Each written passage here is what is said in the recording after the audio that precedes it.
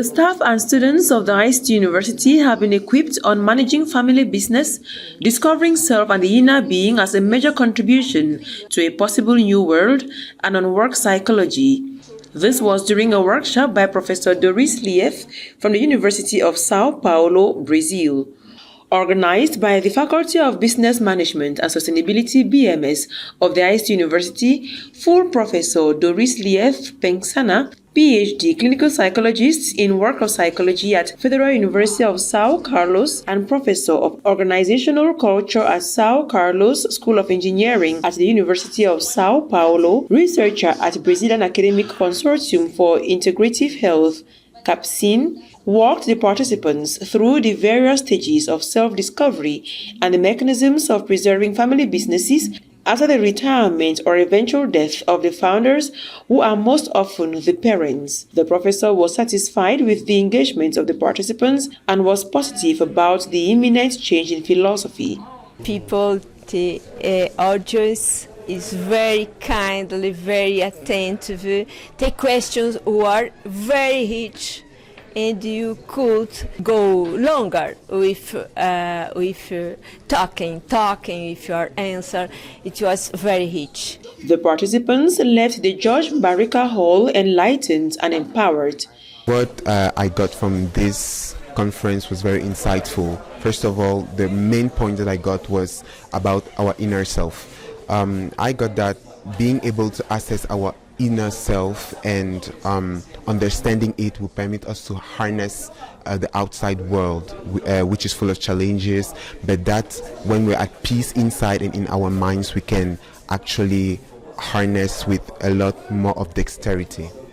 The high-level session at the Mesasi campus of the ICTU-University in Yaoundé, Cameroon, was a chance to engage with innovative ideas and ask questions, and falls within the framework of helping students acquire practical skills in various areas of life. The ICTU-University stands out as the leading digital university in Central Africa, imparting ICTs in all academic disciplines.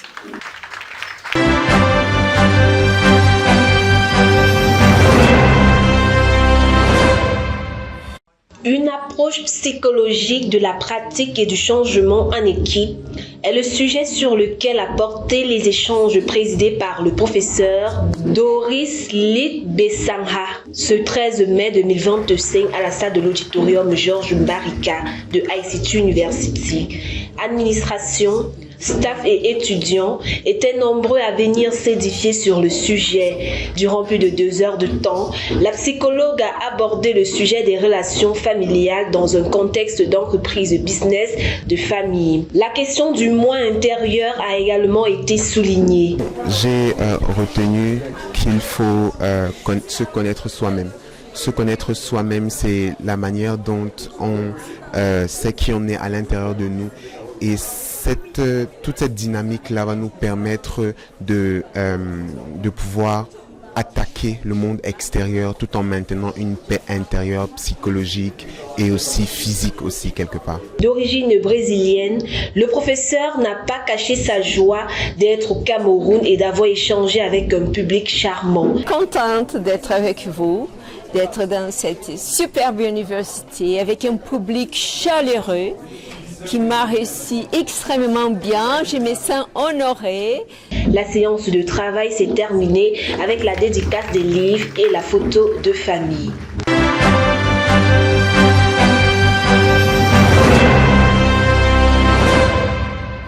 The crucial role that youths, as tomorrow's leaders, have to play during elections periods is of utmost importance. This is the main focus of a 2-day voter education workshop organized by Local Youth Corner Cameroon, Loyok, under the theme Promoting Peaceful Participation in the Electoral Process. The workshop, which took place at the National Episcopal Conference of Cameroon, featured lessons on the action plan for youth engagement in elections delivered by Cedric Mesembe from the Ministry of Youth and Civic Education. Participants had the opportunity to list some challenges that hinder youth participation in elections.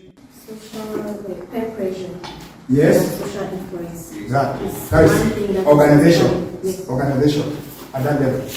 Closely followed by Achang Po from the Ministry of Territorial Administration, the participants gained an understanding of their civil rights and responsibilities as citizens of Cameroon. Madame Epie from Elections Cameroon Elecam wrapped up the first day by explaining how Elecam ensures free, fair and transparent elections, as well as the different stakeholders involved in the various stages of the electoral process. The over 20 participants who came from far and near were thrilled with the knowledge gained. I must say the training session was wonderful, based on the fact that the trainers were actually people of high caliber, and they actually did their all, they did their best. They gave us the appropriate training that is necessary for us as youth leaders, so we can go down to the field and be able to transmit it to the people in our communities. This first section was so impactful.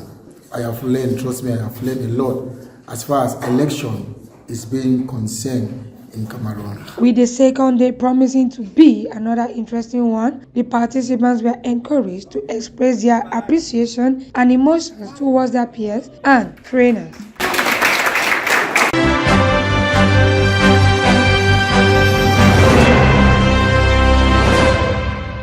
Over 20 youth leaders and social activists nationwide can now boast of having acquired the skills necessary to be peace builders, mediators, and promoters of civil rights and responsibilities. This thanks to a 2-day voters education workshop organized by local youth corner Cameroon, Loyok.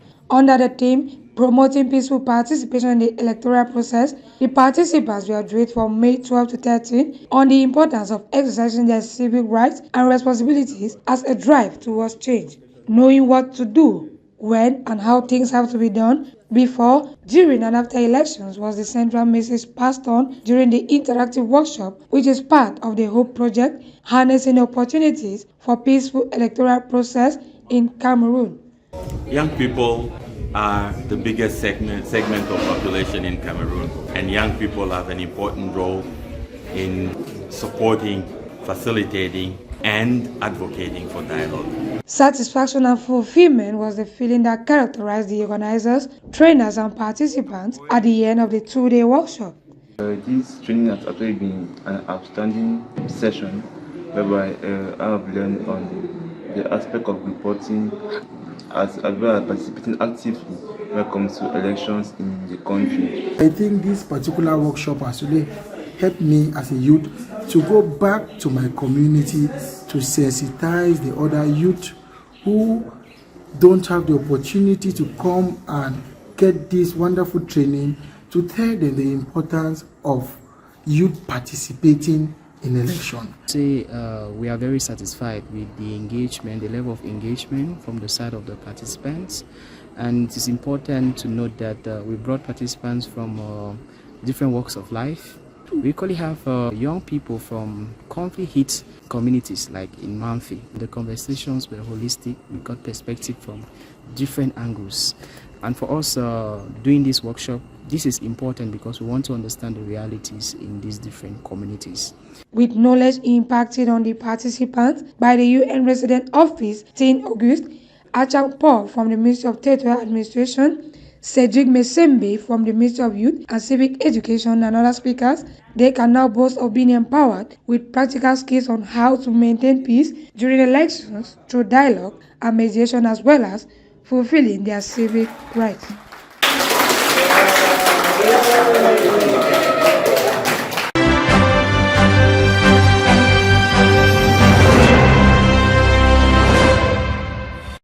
Armée et nation unis pour un Cameroun tourné vers la paix et la prospérité est le thème retenu pour la célébration de la 53e édition de la fête de l'unité le 20 mai prochain. Il a été rendu public ce 14 mai 2025 par le ministre de la Défense Joseph Betty Assomo. Ainsi, à jour J-5 de la célébration, les derniers préparatifs s'intensifient avec les répétitions du défilé. Du nord au sud, de l'est à l'ouest, la fête se prépare dans une ambiance convivial. Toutefois, il est important de rappeler que cette semaine qui s'achève a été marquée par le lancement des activités commémoratives de la fête nationale à Makenene dans le Mbame-Enoubou, région du Centre, par le gouverneur du Centre, Nasseri Paul Béa. La levée des couleurs avec la minute du civisme observée dans les services publics et chaufferies traditionnelles, les marches d'unité et bien d'autres.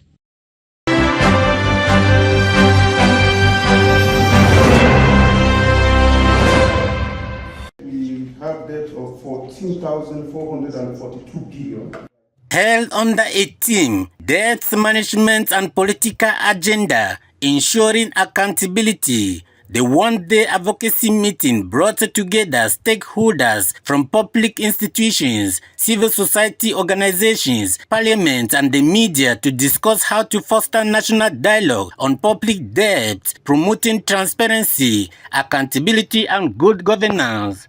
Dr. Theophilus Yungongjong is a researcher and advocacy manager at the African Forum and Network on Debt and Development. We hold these meetings every year to engage stakeholders, build the capacity, share knowledge, share experiences, share information around how they can work with governments, with other key stakeholders to promote issues around transparency and accountability, or issues around good debt governance in African countries.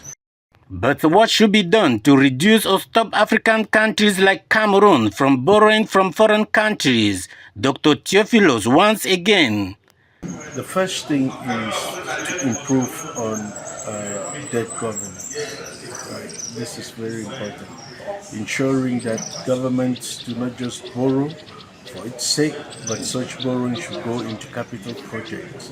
They should go into capital projects that generate prosperity and provide, the basis that governments need to mobilize the financial resources that they need, not just to service their debt, but also to invest in their development. Participants were fully equipped with knowledge of the country's debt situation after the meeting. My take-home message today is just to know that as a citizen and as a journalist, I hold the accountability to know that whatever money the country borrows to finance whatever projects, I am a part of that project. After constructive panel discussions, participants left the Franco Hotel full of knowledge on how to shape Cameroon into a debt-free future country. To me, borrowing is not a major problem. The major problem here is where are they spending the money?